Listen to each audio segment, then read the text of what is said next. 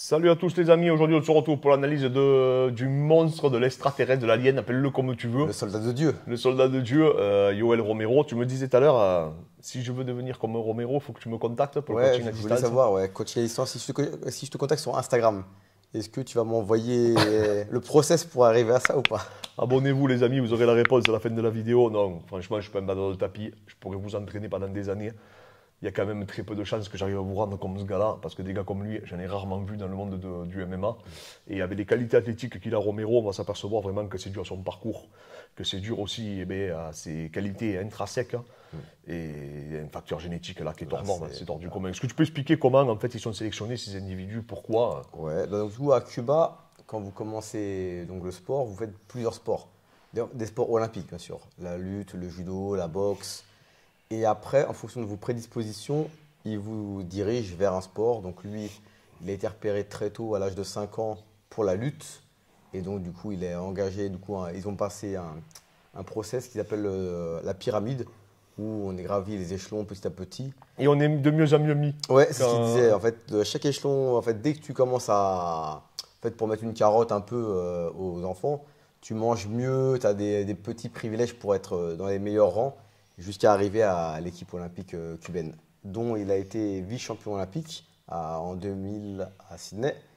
Et après, il a été champion du monde. Donc, gros palmarès, l'école cubaine. Du coup, là, c'est vraiment lui, pur produit de la lutte cubaine. Et après, il s'est dirigé vers le MMA très tard.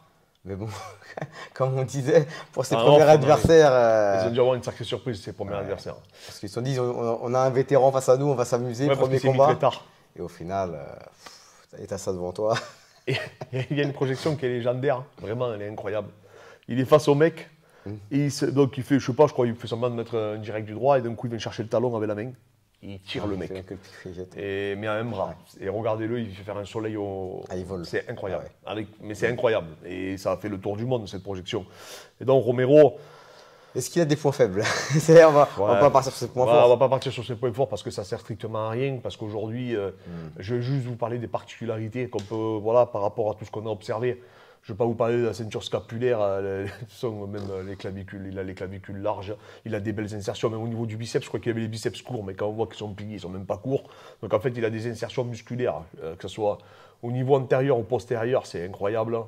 Le grand glutéal, pareil, est surdéveloppé. Il n'y a que le corps qui est très fin, hein, et c'est pas. Alors oui, alors bien sûr qu'en fait en plus le fait qu'il ait une ceinture scapulaire énorme est vraiment prédominante, mais bien sûr que ça a une incidence sur l'effet visuel et esthétique. On a vraiment l'impression qu'il a une taille très très fine, mais oui, effectivement, il a quand même une taille très très fine. Pour un lutteur. Pour un lutteur. Ouais. On s'aperçoit par contre qu'il a des obliques et un grand dentelé qui sont vraiment surdimensionnés. On peut le voir là, c'est vraiment Yoel Romero. Je ne sais même pas quoi vous dire, hein. On avait pris ces images-là parce qu'on n'avait rien de face de l'UFC. À chaque fois, il se met en biais. Il a une autre particularité, c'est qu'il a un numérus qui est très très très long. Donc on peut le voir quand il se met en biais là. Donc voilà, mais sinon, c'est les trapèzes supérieurs, médiales. Tu dois avoir un longissimus, d'ailleurs, il a eu une opération grave, hein, comme tu me disais, on va la voir dans la vidéo tout à l'heure. Mais ils disent, les médecins, que s'il ne serait pas été lui, il aurait été sûrement mort. Il serait mort, ouais. Tellement ils disent qu'en fait, cet accident-là, il a été sauvé par sa charge musculaire. Et c'est ce qui lui a permis, du moins même, de ne pas être paralysé au final. Non, mais c'est. Je vais vous mettre un peu ses entraînements. Ça, bon, après, voilà, c'est pas ces entraînements-là qui l'ont rendu comme ça. Je ne vais pas vous mentir. Là, c'est. Voilà, voilà, ça part, les images partent d'elles-mêmes. Les insertions, la qualité, la densité.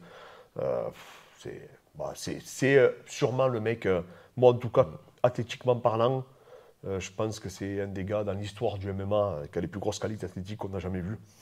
Et c'est un extraterrestre, quoi. Il dit que les Cubains, il dit à Joe Rogan, ouais, les Cubains, on a une des meilleures génétiques. Ouais, il dit, pour les gens qui disent que je suis dopé, venez avec moi à Cuba pendant 2 semaines et je vous montrerai. Alors après, il fait beaucoup de circuits, voilà, il fait un peu d'haltéro, il fait beaucoup de coordination motrice, ça c'est vachement intéressant. Là, voilà, il fait quelques mouvements balistiques dans des positions données, il se met des contraintes mécaniques, des contraintes physiologiques. Non, c'est très intéressant, hein, ce qu'il pratique. Mais moi, ce que je trouve encore plus intéressant, ça me fait penser un peu à ce que fait Abdul, hein, on va le voir par la suite, hein, c'est ses échauffements, ses entraînements publics. Où on peut voir, voilà, il pratique des mouvements qui s'emparentent un peu à la gymnastique naturelle. Et je trouve, voilà, là on voit la cicatrice de l'opération.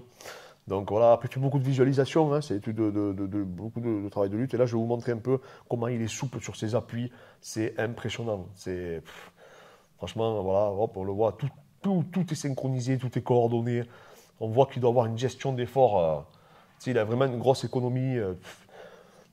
Voilà, Vous allez voir, il y a un truc qui m'a bluffé dans la vidéo, c'est la détente qu'il a quand il fait sa genre de pirouette en arrière, là. C'est pas un salto, mais tu vois, un flip arrière, là, tu vas voir. C'est impressionnant. La détente qu'il arrive à générer. Hop, et on voit que même pas, t'as l'impression qu'il force même pas, quoi. Et donc, les coups de genoux qu'il met, t'as l'impression qu'il peut sauter de la cage. Non, Yoel Romero, ben voilà, là, tu sais, Thierry Blanco, en l'INSEP, il me disait, pour le sprint, si la petite fille n'est pas passée devant toi sur ton landau pour te mettre la poudre magique de la vitesse, tu es foutu, quoi. Ouais, entraînement pour entraînement, ouais, ça sert à rien. Non. Je pense que si je m'étais pas entraîné, je m'étais entraîné toute ma vie, j'aurais pas battu une Usain Bolt. Tu peux toujours essayer. Mais en tout cas, pareil. Là, voilà, les amis, il ne faut pas se leurrer. Là, je suis en train de vous tourner une vidéo sur le dopage et je suis en train de vous tourner aussi une vidéo sur les facteurs génétiques, où je vais revenir sur ça. Il faut comprendre, même autour de vous, vous avez des gens qui mangent n'importe quoi. Vous pouvez le témoigner en commentaire et ils ne prennent pas un gramme. Et ça, aujourd'hui, on a quand même pas mal de difficultés à l'expliquer. C'est pas que le métabolisme de base, c'est beaucoup plus complexe que ça. Parce qu'en fait, il n'y a pas une différence assez significative pour justifier en tout cas cette donnée. Et en tout cas, sur le terrain, on s'aperçoit qu'il y a des gens qui restent ultra secs comme des coucous alors qu'ils mangent comme des cochons. Et après, tu as des gens bien au contraire, comme nous, à peine ils mangent, ils grossissent, donc on est obligé d'être vigilant à l'année. Donc voilà, lui, Romero, en plus, franchement, il mange, il se fait plaisir, mais il a une densité qui est hors norme.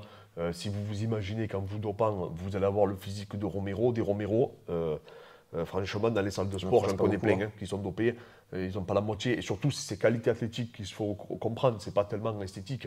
C'est surtout ses qualités athlétiques. Il n'y a pas que le visuel. C'est pas le visuel. C'est la vitesse, l'explosivité, la réactivité, la coordination, l'agilité, la souplesse. Ouais. C'est vraiment... Il fait du taekwondo en plus, parce qu'il a vu qu'il avait des bonnes jambes, il était assez souple.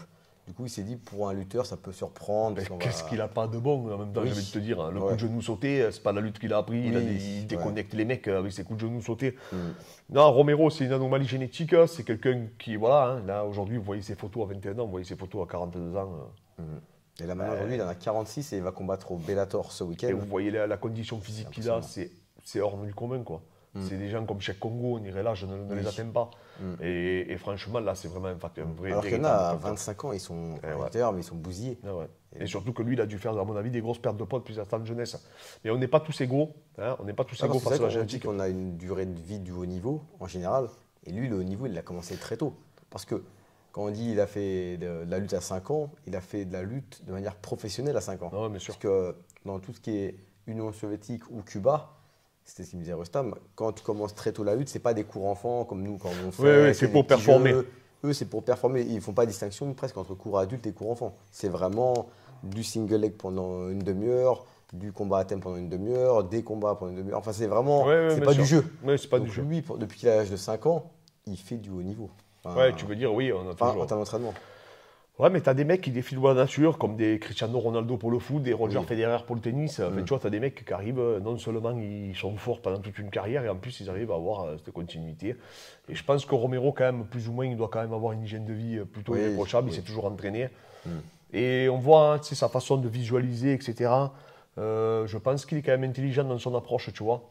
Et après, il a eu aussi un facteur chance de ne pas trop se blesser. Après, il s'est bien entouré avec l'American Top Team aux États-Unis. Peut-être il y a plein de facteurs. Plein de facteurs qui ont fait que c'est l'athlète exceptionnel qu'on voit aujourd'hui. Donc vraiment, il a vraiment tellement de particularités physiques que c'est plutôt se demander qu'est-ce qu'il n'a pas.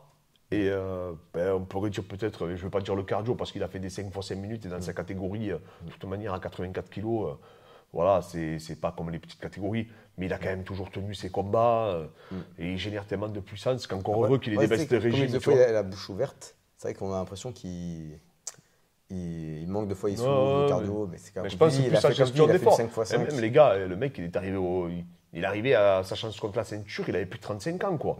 Tu vois, c'est pas un mec de 22 ans, c'est quand même incroyable. Il aurait arrivé peut-être à 22, 23 ans, ça n'aurait pas été la même histoire. Donc si ça, il faut se rendre compte.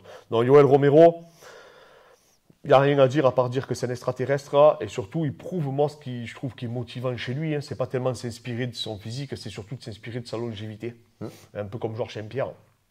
où vraiment ils ont des qualités qui sont hors normes, mais le fait qu'ils soient assidus, le fait qu'ils soient professionnels dans leur approche, eh ben, ça leur permet derrière d'avoir cette continuité et de continuer à performer dans le sport de haut niveau. Voilà les amis, on en a fini avec l'analyse de ce phénomène, de ce monstre athlétique.